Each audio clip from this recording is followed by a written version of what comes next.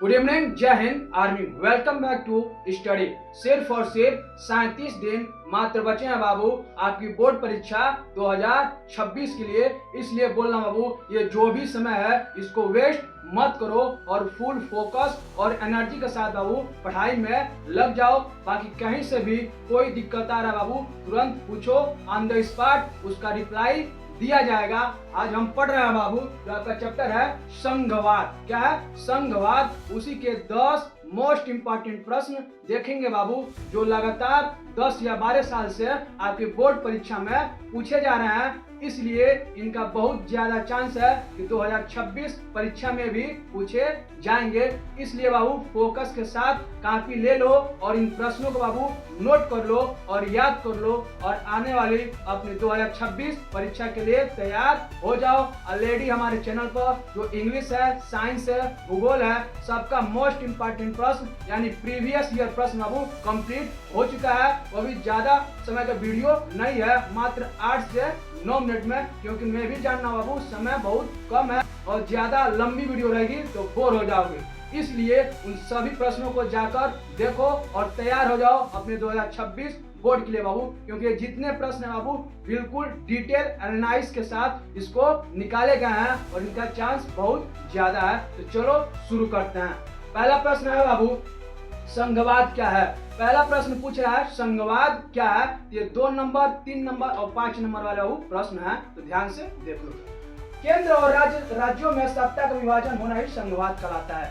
केंद्र और राज्यों में सत्ता का विभाजन होना ही बाबू यानी सत्ता का यानी पावर का बंटवारा होना ही बाबू क्या कहलाता है? तो कहलाता है संघवाद। ठीक, ऐसे लिख दोगे 2 नंबर मिल जाएगा। अगला प्रश्न देखो, भारत में संघवाद कितने स्तरों पर है? पूछ रहा है भारत में संघवाद कितने स्तरों पर है। तो देख लो, पहला लिख देना केंद्र स्तर। पहला क्या रहेगा? केंद्र स्तर, दूसरा राज्य स्तर और तीसरा स्थानीय स्तर। कितने स्तर पे है बाबू? तो 3 स्तर पे है। पहला केंद्रीय स्तर, दूसरा राज्य स्तर और तीसरा बाबू स्थानीय स्तर। लिख दोगे 3 नंबर मिल जाएगा। अगला प्रश्न देखो, संघीय व्यवस्था का मुख्य उद्देश्य क्या है? पूछ रहा बाबू संघीय व्यवस्था का मुख्य उद्देश्य क्या है? लिखिए, तो लिख देना बाबू, पहला लिख देना सत्ता का सही बंटवारा।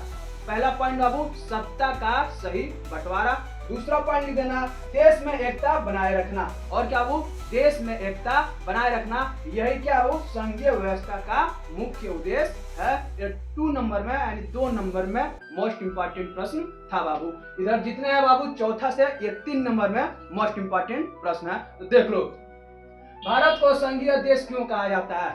पूछ रहा है बाबू भारत को संघीय देश क्यों कहा जाता है। तो देख लो, केंद्र और राज्य दोनों सरकार हैं, क्योंकि भारत में बाबू केंद्र और राज्य यानी सेंट्रल गवर्नमेंट और स्टेट गवर्नमेंट दोनों सरकार हैं। दूसरा पॉइंट बाबू अधिकार संविधान में तय है। जो हमारे अधिकार है बाबू यानी जो हमारे राइट है वो कहाँ तय है? तो संविधान में तय हो चुका है। तीसरा पॉइंट बाबू दोनों अपने क्षेत्र में स्वतंत्र हैं। दोनों अपने क्षेत्र में बाबू स्वतंत्र हैं। तो कौन बाबू?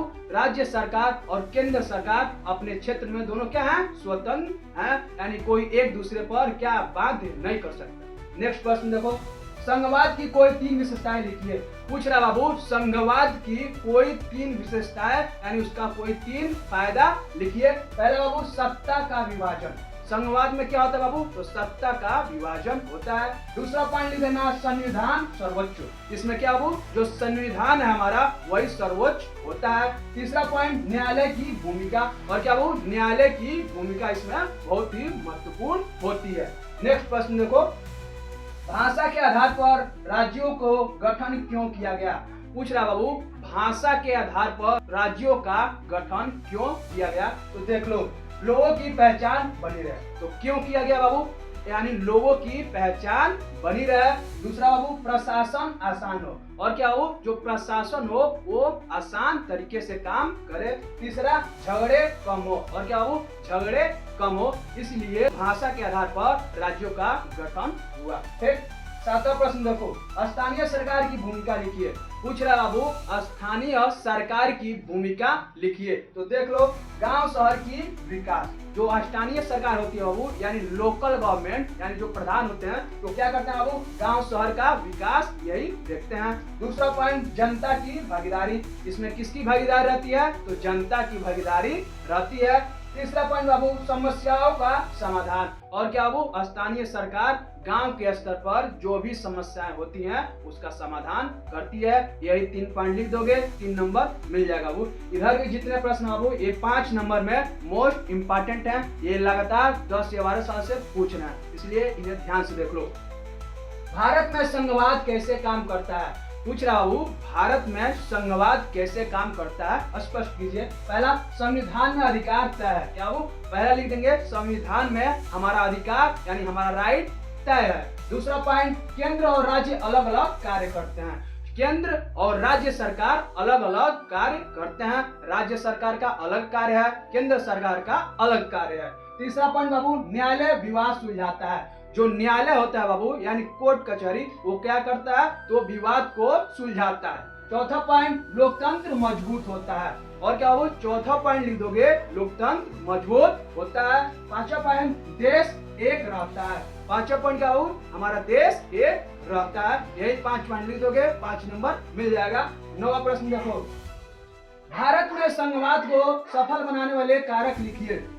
पूछ रहा बाबू, भारत में संघवाद को सफल बनाने वाले कारक लिखिए, यही 5 नंबर में मोस्ट इंपॉर्टेंट है। देख लो, लिखित संविधान, हमारा जो संविधान है बाबू वो क्या है, तो लिखित है यानी लिखा जा चुका है। दूसरा पॉइंट बाबू, स्वतंत्र न्यायपालिका, जो न्यायपालिका है बाबू वो क्या है, तो स्वतंत्र है, ठीक। तीसरा बाबू, चुनाव व्यवस्था, यानी भारत में क्या बाबू, चुनाव होता है। अगला पॉइंट लिख दोगे, राजनीतिक दल, यानी कई सारी क्या है, भारत में पार्टियां हैं। और नेक्स्ट पॉइंट, स्थानीय सरकार, और क्या वो, लोकल गवर्नमेंट भी है, यानी गांव स्तर पर भी सरकार है। यही 5 पॉइंट लिख दोगे, फुल नंबर मिल जाएगा। लास्ट प्रश्न देखो बाबू, केंद्र और राज्य सरकारों के अधिकारों में अंतर बताइए। क्या बाबू, केंद्र और राज्य सरकारों के अधिकारों में अंतर पूछ रहा है। लिख देना बाबू, केंद्र सरकार, पहला हेडिंग डालना, केंद्र सरकार। देखो, रक्षा विदेश नीति, जो केंद्र सरकार होती है बाबू यानी सेंट्रल गवर्नमेंट, तो क्या करती है, तो हमारी देश की जो सुरक्षा है उसको देखती है और विदेश नीति बनाती है। राज्य सरकार, दूसरा हेडिंग, शिक्षा और पुलिस, और जो हमारी राज्य सरकार होती है बाबू वो क्या करती है, अपने राज्य की शिक्षा पर फोकस करती है और पुलिस बल पर जो भी कार्य है उसको देखती है।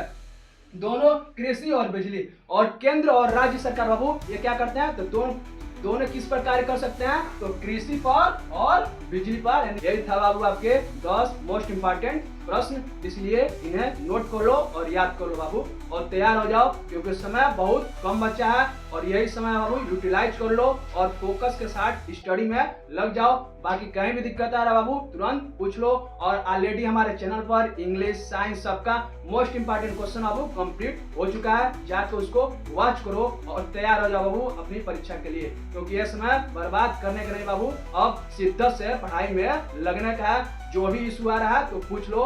लग रहा है आज आपका प्री बोर्ड भी कल से चल ही रहा बाबू, आज आप लोग का साइंस था तो पेपर मैंने देखा उतना हार्ड नहीं आ रहा है, बिल्कुल इजी में आ रहा है, इसलिए उतना स्ट्रेस भी मत लो।